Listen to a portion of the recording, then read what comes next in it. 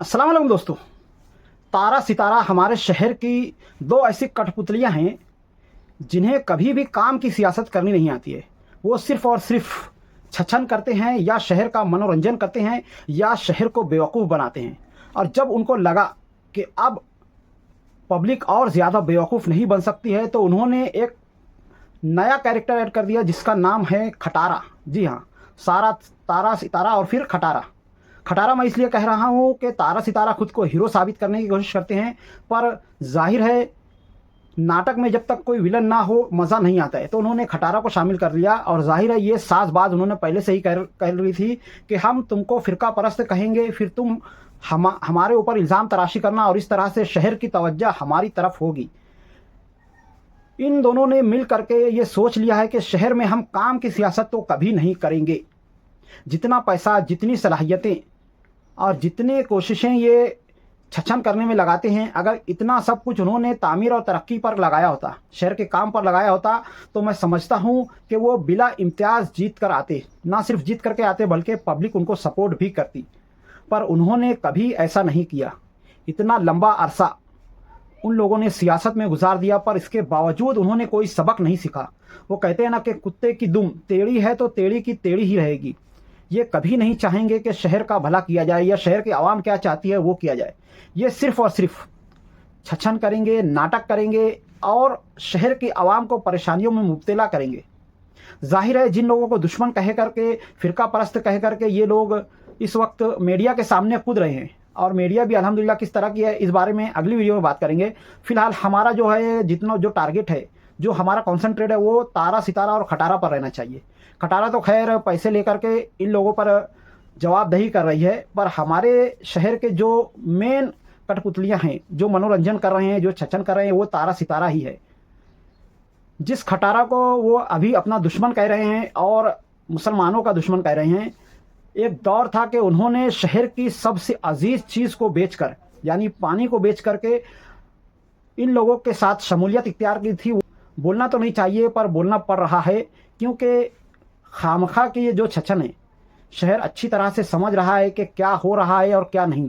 इस तरह की बेवकूफ़ बनाने की जो सियासत है, पूरे हिंदुस्तान में शायद कोई धर्म महसूस करे ना करे, पर मुसलमान को अच्छी तरह से समझता है।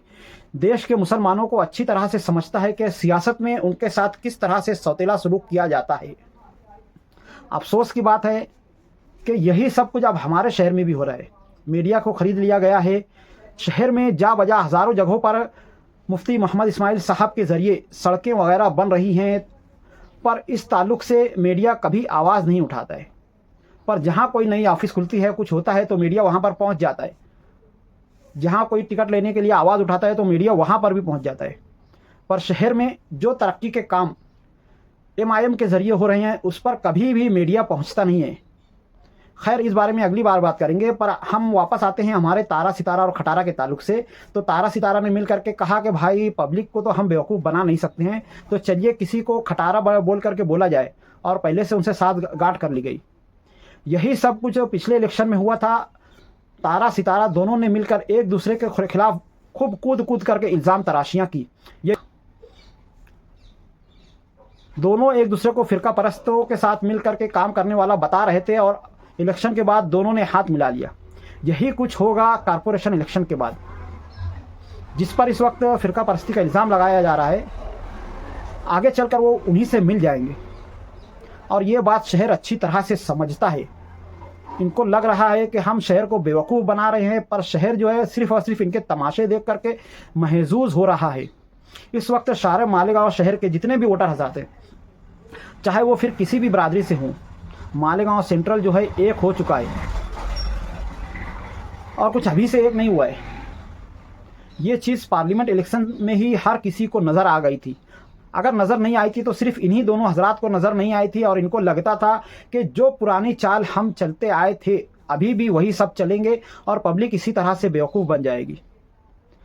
मैं ये कहना चाहूँगा कि ये सब छोड़ दो, थोड़ा सा काम की सियासत कर लो। इस वक्त जो शहर के हालात हैं, हमको चाहिए कि एक होकर के काम करें, ताकि शहर जो है तरक्की और कामरानी की तरफ जाए, पर इनसे ये कभी होगा ही नहीं।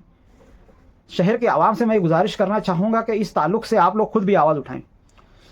जाहिर है पुलिस इस वक्त इन लोगों का रोड मार्च तो नहीं कर रही है, पर एक वक्त आएगा, इंशाअल्लाह एक वक्त ज़रूर आएगा कि पब्लिक इनका रोड मार्च करेगी।